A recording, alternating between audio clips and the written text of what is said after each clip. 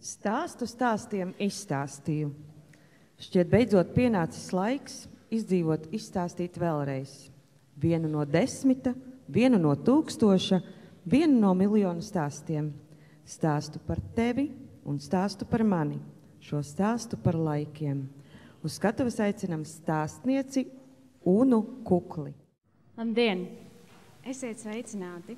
Man ir patiesas prieks šodien būt kopā ar jums šeit vienā telpā un būt šeit, tā ir uzvara pašai priekš sevis.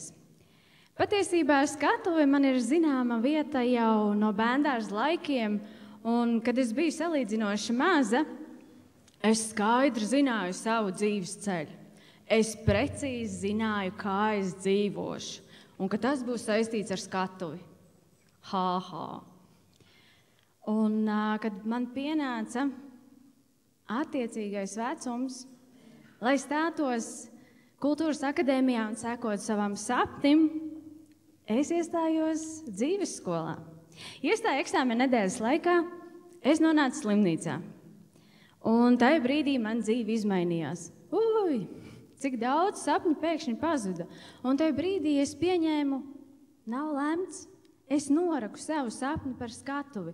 Jo, interesants fakts, izrādās, Kultūras akadēmijā ir ierobežots vecums, līdz cik gadiem viņi uzņem vispār jauniešus, kas vēlas kļūt par aktieriem. Un kad es iznācu no slimnīcas, man bija jauns sapnis. Es gribēju dzīvot. Vairāk par visu. Es gribēju dzīvot, būt atkal vesela un izdziedināta. Un katru dienu, atkal un atkal no jauna, es cēlos un gāju uz šo savu sapni. Un tā vairāk kā 10 gadus. Es joprojām esmu savā brīnišķīgajā ceļā, un tik daudzas reizes savā dzīvē es esmu pierādījusi, gan pati sev, gan citiem, ka neiespējamā nav. Es nezinu, kāds strādā, bet es zinu, ka dabas, medicīnas, fizikas likumi patiesi ir spējīgi izšķīst cilvēka gribas priekšā. Un tā es joprojām eju. Kādu laiku atpakaļ mans stāvoklis sāk stabilizēties. Un ko jūs domājat? No aizmugurējā fona man pēkšņi tā, čau! Jā, starp citu vēl viens interesants fakts. Sveiki, mani sauc Una, gribēju iepazīties sākumā, bet uztraukums dara savu. Un sapnis par skatuvi ir sācis atgādināt par sevi. Atceries mani, mums taču bija tik forši. Mēs kopā tik daudz ko feinu darījām, vai ne? Mums bija tik labi. Un arvien neatlaidīgāk, un skaļāk. Un, nedēļu atpakaļ es kopā ar saviem foršiem draugiem biju aizbrauks tepatās uz Varakļāniem uz pasākumu.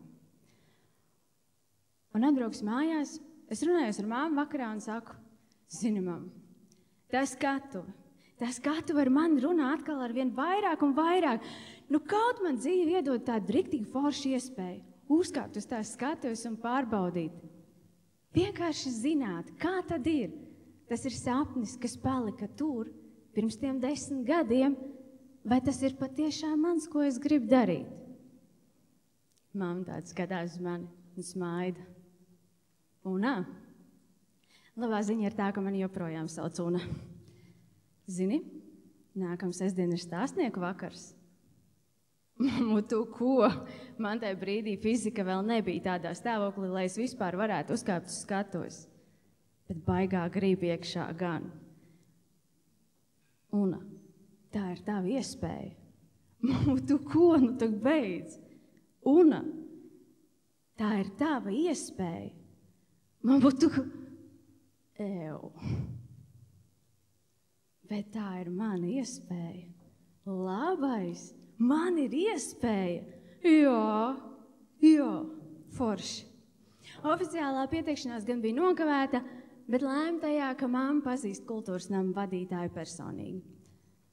Un nākamajā rītā zvans Margaritai. Sveika, Margarita, ir tāda lieta, meita ir izdomājusi, viņa gribētu kā stāstnieks uzkāpt uz skatuves un tā, bet, ir nokavēta oficiālā pieteikšanās. Nekas, lai tik kāp, stāstīšu līdz 10 minūtēm, vēlams kaut kas priecīgs, jautrs, jā, super, forši, un kāpju uz skatuves, juhu, labais, forši.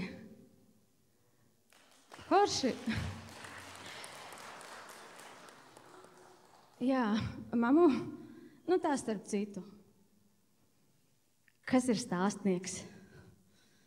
Nē, nopietni. Kas ir stāstnieks?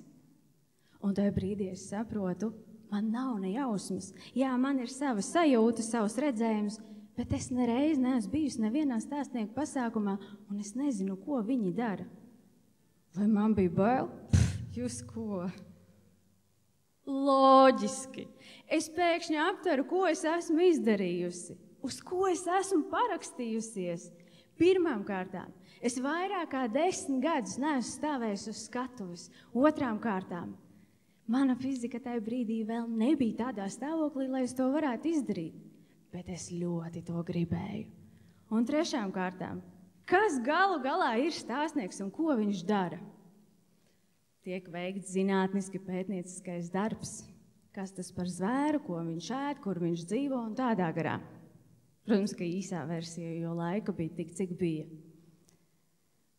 Un es domāju, pāršķirstu visus smieklīgākos stāstus, visus jautrākos atgadījumus, lielā telefona grāmata priekšā, meklēju numurus, kuriem draugiem zvanīt, lai atcerētos, atsvaidzinātu, jo man taču vajag jums kaut ko pastāstīt loģiski, ja es kāpju uz skatuves. Patiesībā es pie sevis iekšēji domāju, tā. Kuram no viņiem ir viskaļākie, smieklīgākie smiekli? Ziniet tie, kad zālē klusums, bet viens sāk smieties, un vispārējie līdzi, tie lipīgie, ja? Un nevienu vairs neinteresē, kas tur uz tā skatuves notiek, kas nenotiek. Visiem ir vienalga. Un tajā brīdī es dzirdu galvā noskan, Una, stop, pietiek. Jā, man pašai arī interesanti, kas tūlīt sakos. Monologs ar sevi. Paklau, jaunā dāma, tu esi domājis, ka tā patiesībā ir tava lielā laime, ka tu nezini, kā tā lieta īsti darāma. Jo mēs katrs, tāpatās kā mūsu katra dzīves ceļš un katra koka lapa, mēs esam unikāli, neatkārtojami, autentiski. Otra tāda nav. Un galu galā es sapratu, nav nozīme, cik jautrs, smieklīgs, iedvesmojošs dzīves vai vēl kā citādi būs šī vakara stāsts. Būtiskākais ir tas, ka es uzkāpju. Es eju pēc sava sapņa. Jā, es esmu izkāpusi ārpus komforta zonas šovakar, tik augstā līmenī. Es kārtējo reizi sev esmu parādījusi, ka arī neiespējamais ir iespējams. Ja cilvēks patiesi grib, iet un dara, ir izdarāms. Jo es esmu viens no tiem laimīgajiem cilvēkiem, kurš zina, kā tas ir, kad gala beigās sāp katrs nodotais sapnis, sāp katrs gļēvums un drosmes trūkums. Un es zinu, cik viegli ir katra reize, kad mēs uzdrošinājāmies, kad mēs cēlāmies un gājām un darījām un iestājāmies un nenodevām sevi. Un ir pilnīgi vienalga, cik labi sanāca. Galvenais ir tas, ka mums pietika drosmes būt pašiem sev, iet un iestāties par sevi. Un šovakar kopā ar jums es esmu uzkāpus vēl vienā savā virsotnē. Šī vakara stāsts ir par prieku, kurš dziedina, smieklus rada, ir tik dažāds, jautrs un vēl. Un ir tik brīnišķīgi, ka mums ir apkārt cilvēki, lietas un notikumi, kas mums sagādā šo prieku. Un vēl labāk, ja šis prieks dzīvo katrā pašā. Un mums tā pietiek gan sev, gan arī vēl padalīties tālāk. Un es esmu patiesi pateicīga, ka šīs dienas prieku par savu lielo uzvaru es varu dalīt šodien kopā tieši ar jums, jo prieks vairo prieku. Paldies jums!